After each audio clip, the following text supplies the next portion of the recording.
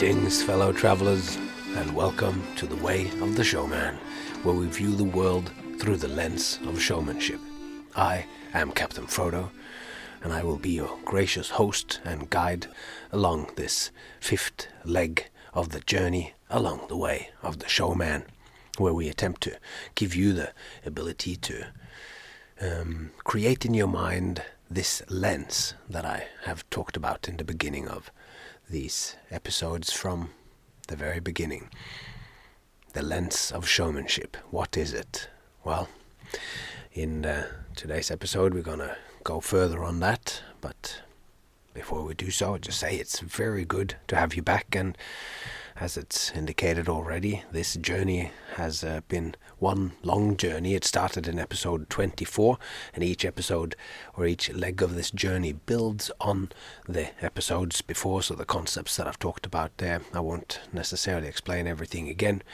And if you feel lost in this episode, then go back and take the whole trip. Go back to episode 24, and then I'll wait for you here.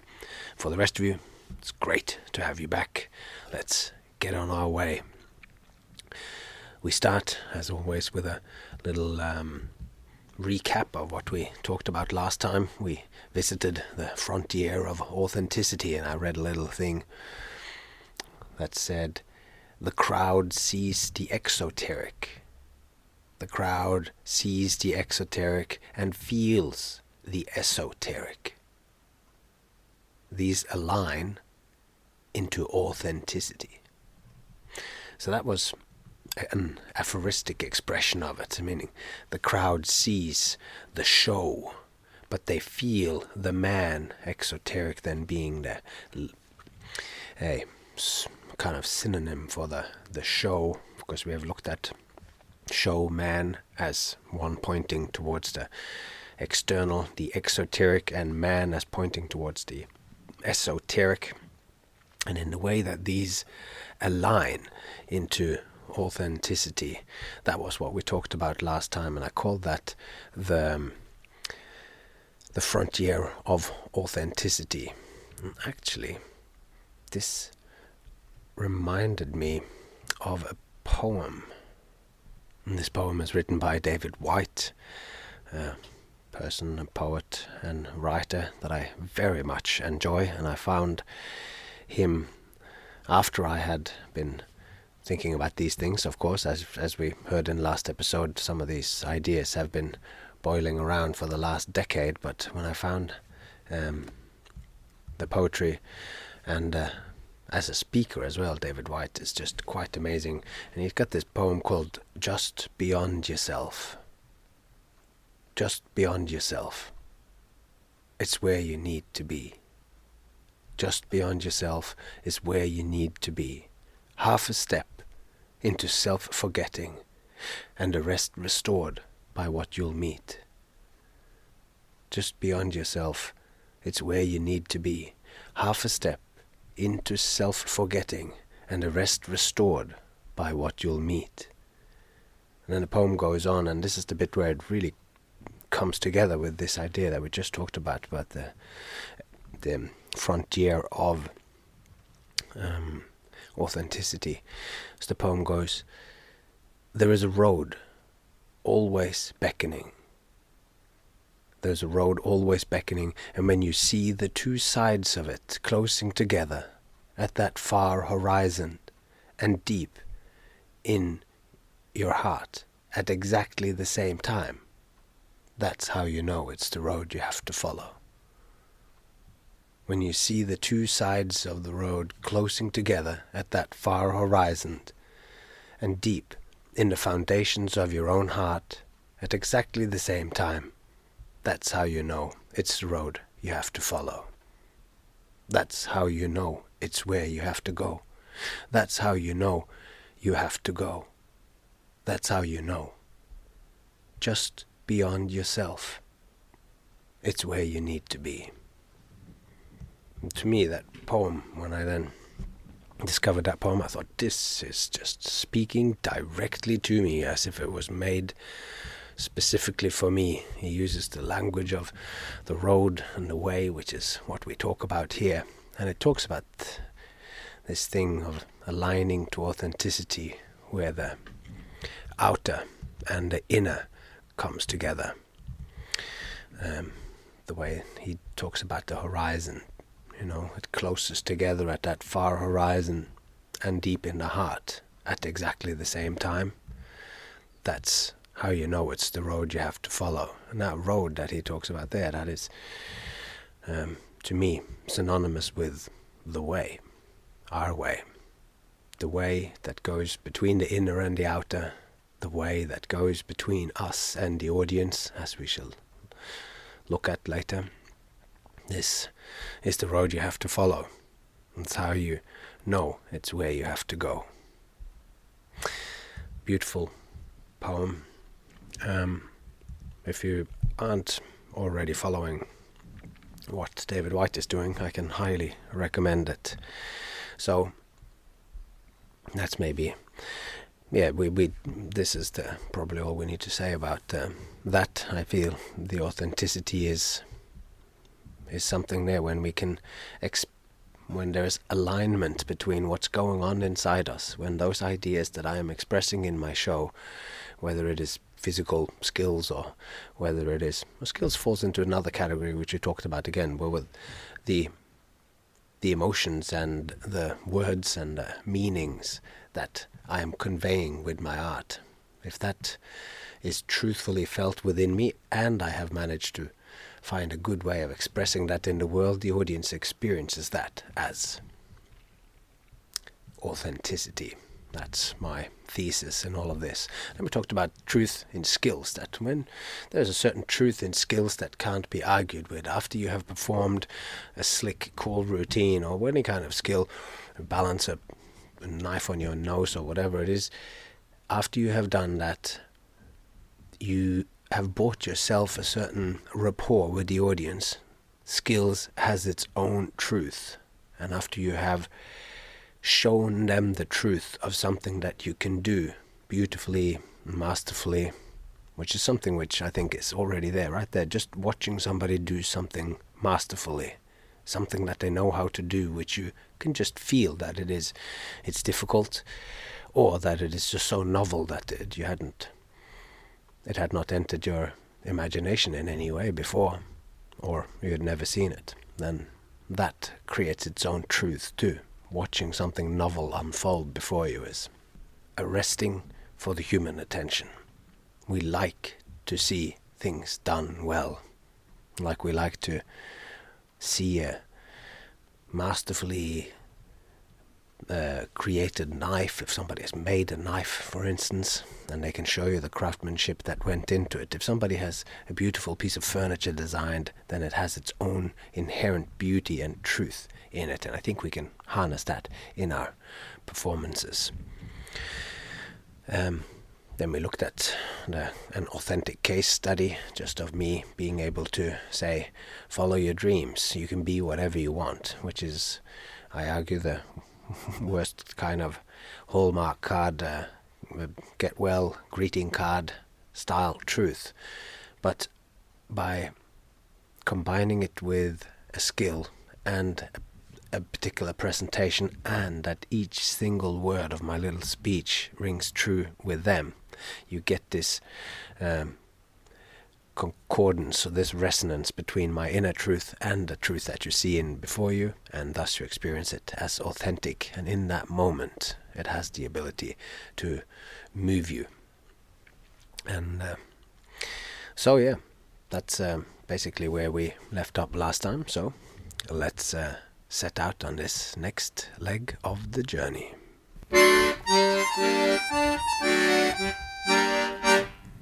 A life and a living.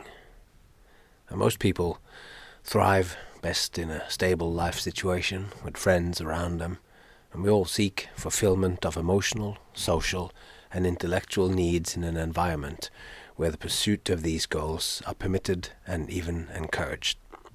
This is true in both our lives and in our living, or whatever we do for work to make ends meet. Now, this is a very complicated way of, or dense way of saying that, we like it when we have friends around ourselves and that they stimulate our emotional and social needs, and also that we can have some intellectual conversations and an intellectual stimulation, and in the same environment, then that's good. And that part of life is to seek out a place where the pursuit of these goals are everywhere. And I was just doing an interview today for a local TV station, and there was sort of a talk about that, of all these people who are differently. The woman who was on the show with me, this breakfast TV show, she was doing a celebration for someone's life, some man who has passed away, who came out as homosexual in the 80s in this small, what would you call it, fishing village where I grew up, industry and whatever, which must have been hard. And the host of the show, he asked, well, how is this in your industry? And of course I've been working in cabaret for a long time, so it's the gays are very powerfully represented in there. And I was kind of, I was just saying, it's quite common, but although it might be easy to be out within the cabaret world, I'm sure each one of these people came out somewhere else than in the circus or in the cabaret world, and they might have had their own very difficult times before they ended up in the place, the circus, and the place where being different is cash value, and any angle that you have, any different perspective that you have, can be utilized and highly praised and highly valuable, and unique perspectives are always welcome in this environment that we are in. So we seek those places, even if we aren't born there. We might end up there, but I think we seek this fulfillment of emotional and social and intellectual needs, and we seek those in the world, and we also seek an environment where we can find that. And that's just a statement of what is the life. It's not easy to try and pin these things down, but the man part of the word showman, if we think of the word showman as functioning as a signpost with many arrows, it points towards the more practical needs, as well as this sort of inner, more general, what we've talked about last time, the more sort of esoteric or the more soulful aspects of the human being. The man part, or the life part, points also towards the sort of practical needs, which encompasses both the straightforward needs of the body, like food and shelter, but also, as we've just talked about, the need for a satisfactory and happy life. The things pointed to by the show part of the word showman, as in the business of doing shows, can play an important part in fulfilling these needs and desires. In this way we see how these two particular expressions of showman, looking at it, how one is sort of feeding the other, or can help. The details are coming together as a whole. Because showmanship does have this direct and practical possibility of making a performer economically independent, as well as attending to our needs for meaning and value in life. Now let's take a little look at how the life aspects of the man arrow sign can be provided for by doing shows, and how that can help us becoming independent. In very rare cases, some might find their way as children, like you're born and you just know what you want to be. But most of us don't start finding ourselves until we've lived at least a couple of decades. As a part of finding ourselves, we need to become independent and be able to take care of ourselves emotionally and financially. With leaving our childhood home comes the need to find financial and emotional stability as individuals. Torn loose from the familiar, be that family or any other caregivers or system one has relied on, we become responsible for meeting our own needs. Not all situations left behind are blessed with bliss. Some families are far from the nurturing havens we see in sweet television shows. Some are more like the families in the Brothers Grimm fairy tales, where wicked stepmothers and violent fathers, or what have you, leaving their children in the forest when hard times come. Anyway, some are relieved to get away from their family, and others struggle to find the motivation or desire to leave the cozy comforts of home. Either way, leaving challenges us.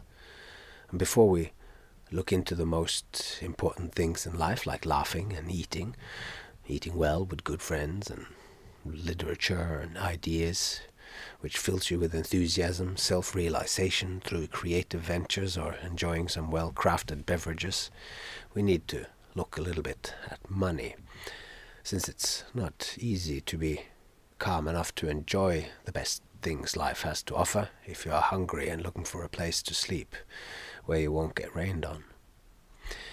Even if I've had times in my youth where I was walking around at night in cities strange to me, looking for a place to sleep, it always felt like a kind of freedom. But for those who live in this situation, perhaps with a child or two to care for, this is not experienced as freedom. A moneyless Buddhist monk in a cave could be experiencing eternal bliss as a permanent resident of nirvana, but the randomly chosen homeless person sleeping under a bridge is usually pretty far from inner bliss. Money is not everything, but studies have found that happiness does increase as one's income rises, but only up until a certain point, when all one's necessities can be paid for, and there is a surplus that gives a certain experience of freedom, so you can relax. Happiness is reported as the highest. After that, we are dealing with diminishing returns, so some money is needed.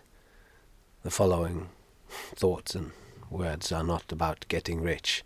This is a worthy goal for whomever this becomes the passion, but it comes with its own pitfalls. This whole introduction probably shows more about me and my relationship to money versus the creative aspects of showmanship than whether this is a true thing for everybody in show business. So, money. For the showman who makes a living from performing, doing shows quite literally provide for the man. The show provides for the man, or the human, gives us our life necessities. The living is providing for the life.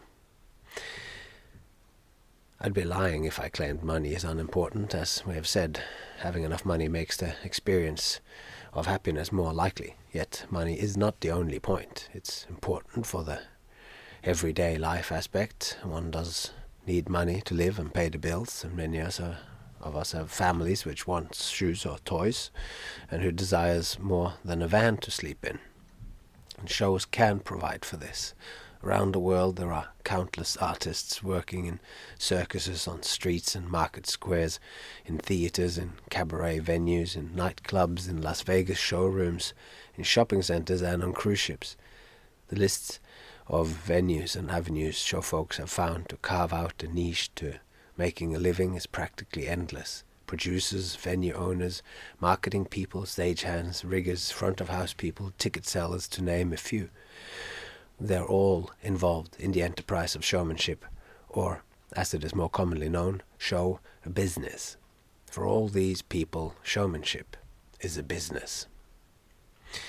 Now, money, as is pointed out in that thing only when, I can't remember, it's some sort of Native American thing that you can also find on a Hallmark thing, like a postcard, that only when the last tree has been chopped down and the last fish been fished, only then will we realize that money can't be eaten. And we talked a bit about money when we talked about the social imaginary in the first season. But money is a kind of abstraction. It's a social imaginary. It's a product of our social imagination. It's a very practical way of simplifying all human interactions. It's by no means perfect, but unlike our need for breathing oxygen or need to eat and sleep, we could all, in theory, get together and decide on a different solution to serve our needs for exchanges of goods and services. When I was a street performer in the late 90s, I began thinking of money as tokens signifying an energy exchange. And after my show, people would come up and drop money into my hat. And I saw this as a kind of energy exchange. I had just given them a whole lot of good energy, and they came up and dropped tokens they themselves had gotten from their employers in exchange for the energy that they had given their employer. In this way, the audience gave me a return on my spent and positively received energy with their own energy beyond just the clapping and cheering, and now in the form of this abstract metal or paper token, which we had all imbued with a magic ability to retain this energy that we all give, our life energy, our work energy. And I say magic because in a very real sense, I think that's what it is. Money is a kind of magic trick. It's something unnatural that we humans can agree to, which makes no sense to animals. Just like we talked about shows and somebody sitting on the cans giving a little speech. To the animals, these little things are just bits of metal and paper, nothing more, nothing less. To people, these things are supremely valuable, and people can be completely hooked on these things, more so than love and food to those who are addicted to this kind of magic property of money. But what we do, what I do certainly, and from my point of view, what we do is about something more than money. The status and the glitz and the glamour that follows along with being a successful performer, and indeed also in smaller ways for quite mediocre performers.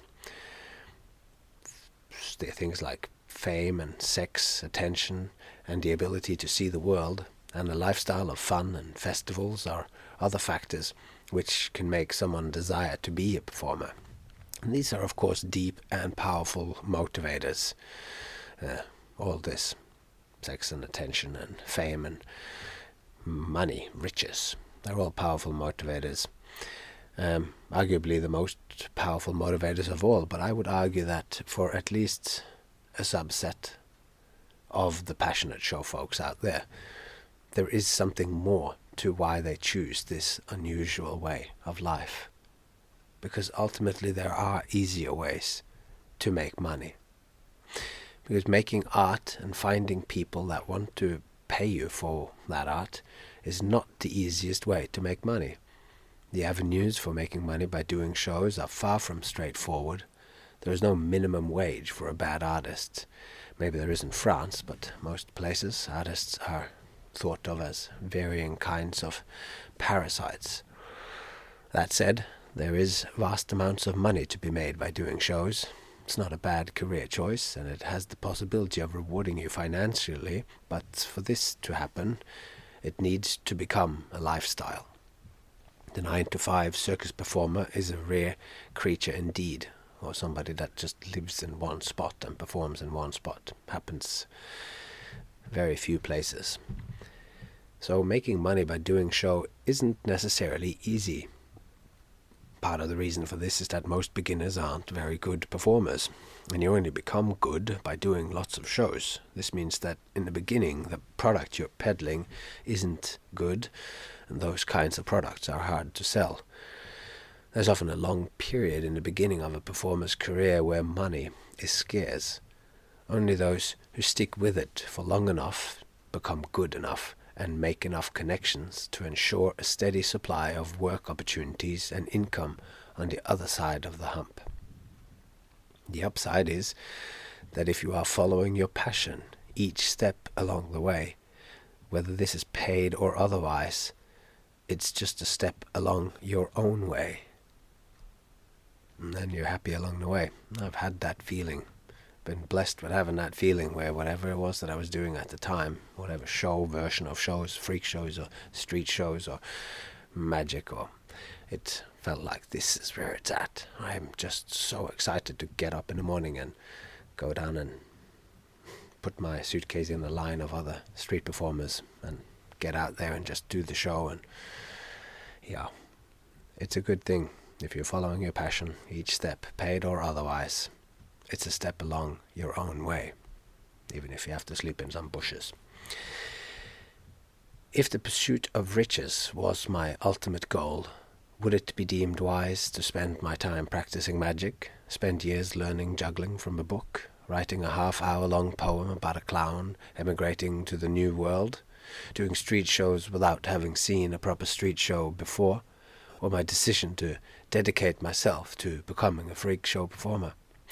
Imagine the businessman who says, "If you want to get rich, son, I would recommend going on tour in an old ambulance filled with bricks to be smashed on a hermaphrodite, with a dwarf driving the van with welded metal extensions on the pedals so his little feet can reach them.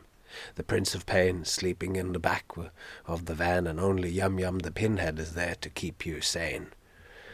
This businessman offering this as money-making scheme advice, I don't think that person actually exists. But this was what I did at the end of the 90s, and it should be screamingly obvious that this choice, which was one I made with my life, was about something else. The motivation for me to do this came from something inner rather than something outer. I was doing it to fulfill something which was inside me, a passion, an enthusiasm. This was the motivator, not monetary gain. If I don't remember, that first tour with this freak show, I think we got paid £40 a day on that tour. And then after those few days we'd been on tour, a month or so, then that was it. No more pay until the next time we went on tour, months later. So, lucky I had my street show. But anyway, since that tour of Europe in the ambulance in 1998, and in truth, from a few years before that, I have been living out of a suitcase. All my clothes are black, so that in the limited space available in an airplane regulation size and weight suitcase, every piece of clothing can be worn with every other one. And I've heard that Einstein had many suits in exactly the same cut and color, so he wouldn't have to spend time choosing his outfit. But then again, so does people in mental or correctional institutions. So it has its ups and its downs. But being driven by something more inner than all these things, you just take it in your stride. Because is this way of the showman, is it an occupation? Is it a job? Or is it something more? Because technically, showmanship can be an occupation, yet I don't think occupations, or like the word occupation, adequately covers the relationship passionate showfolk has to their craft. An occupation is a job. For so many people, the nature of their job is vastly different from the nature of what they do for fun and meaningful enjoyment of life. This discrepancy is part of why I don't think occupation or job cover a showman's relation to his craft. It seems to me too trivial to describe our relationship to our craft. It's occupation or job. Calling it a job or an occupation places showmanship alongside of phone sales and grocery checkouts, plumbers and office clerks.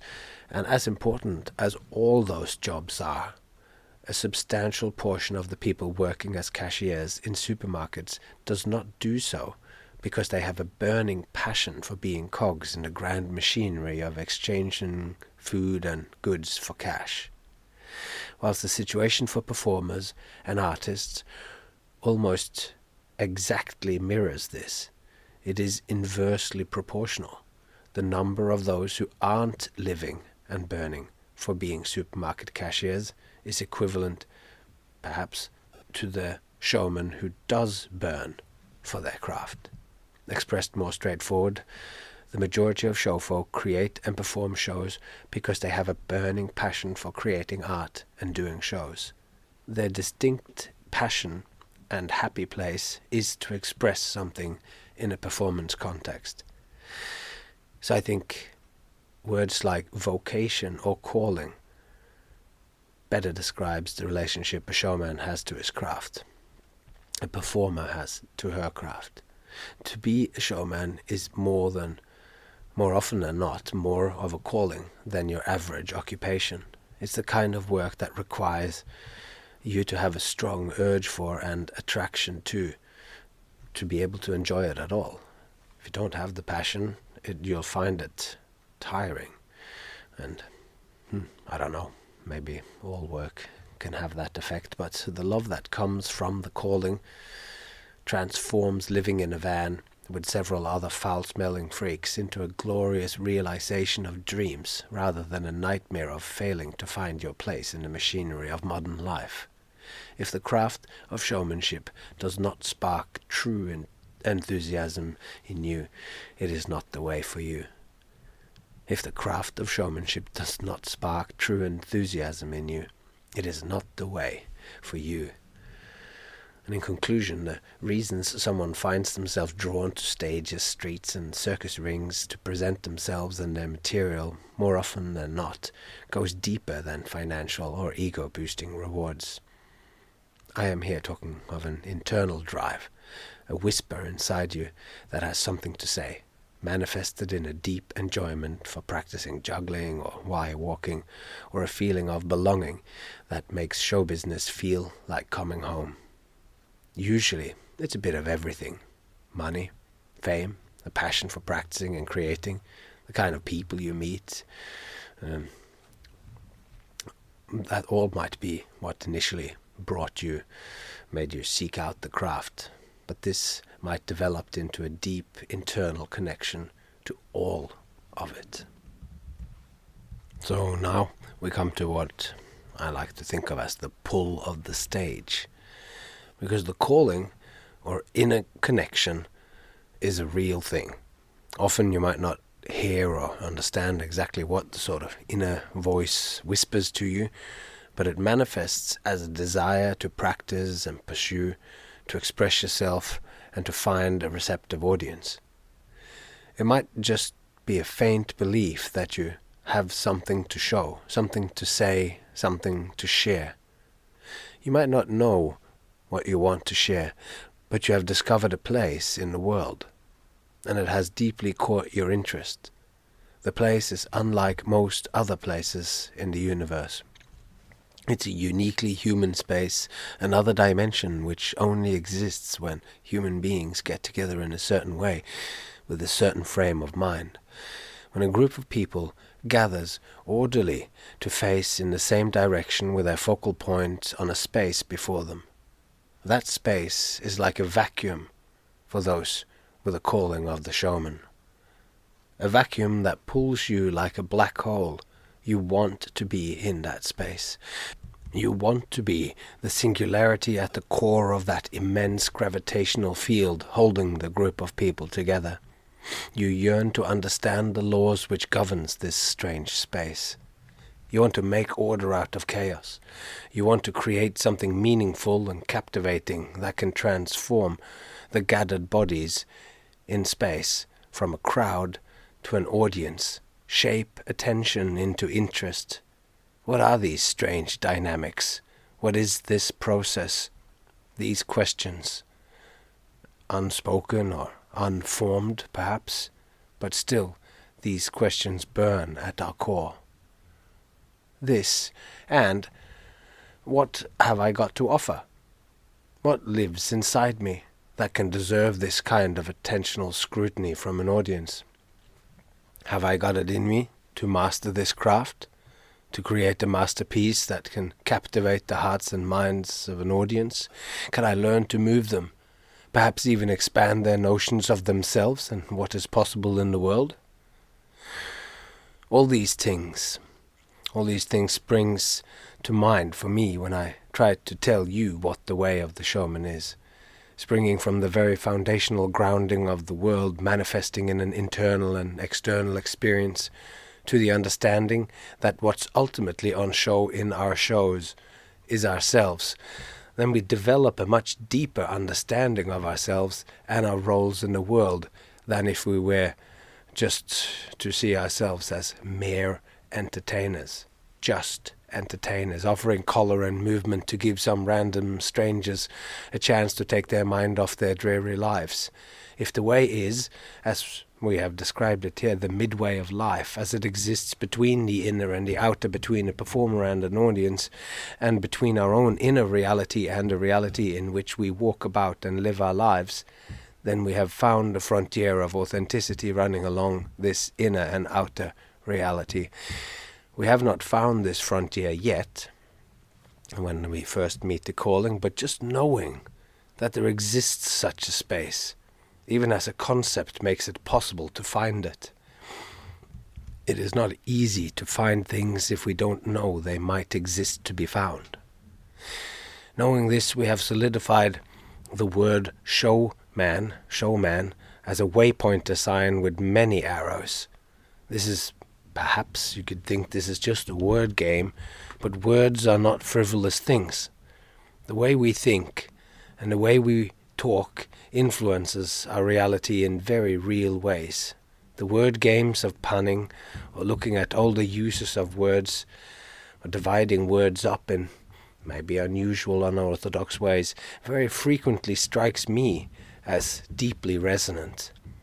The way show and man points to the inner and the outer might just be a mere curiosity, a coincidence of happenstance, but this is exactly the same argument which is used to belittle our very craft, the activity of showmanship, as mere frivolous entertainment.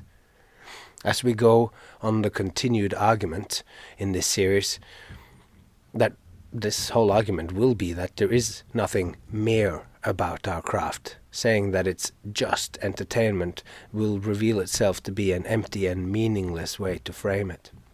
This is the core purpose of the way of the showman, our lens that we're making here, to explore and discover the endless landscapes, inner and outer, of showmanship, to show that following this way is uniquely suited to living a fulfilled and meaningful life, providing ample stimulation and fulfillment intellectually, emotionally, and practically, as well as being a deeply rewarding way to become fully human. The way of the showman is a way of life, and a very good life indeed.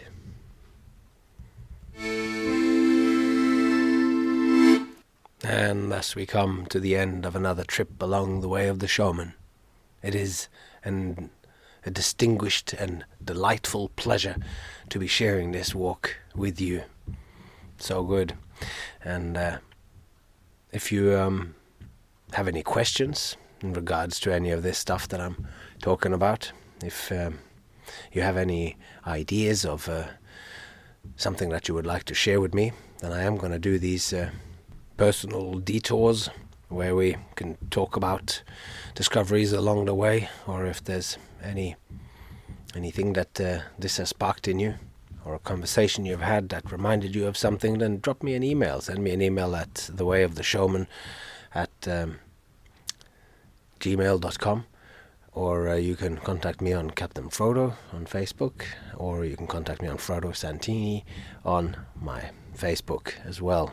And if you have enjoyed this and you'd like to picture yourself in a lovely coffee shop with lovely leather tall-backed chairs, and we've been sitting by a fire and in some fancy little coffee house, and you walked up to the counter, and as you did so, you thought, I'm going to buy this fancy showman a nice cup of coffee, then there is a way for you to do it. You can do it at buymeacoffee.com/CaptainFrodo, and you can give me a little sweet caffeinated, actually it's not caffeinated at all, it's just a few dollars that I can use then to buy a coffee here in Norway, or wherever I might be at the time you send me your much talked about coffee voucher gift. Anyway, I don't know if I'm going to mention that every episode, so tell your friends, in case I'm going to try and keep it a secret from now on. Anyway, it's been a pleasure sharing this trip along the way with you. And with that, that's all I have planned to say today. So all that's left to be said is take care of yourself and those you love.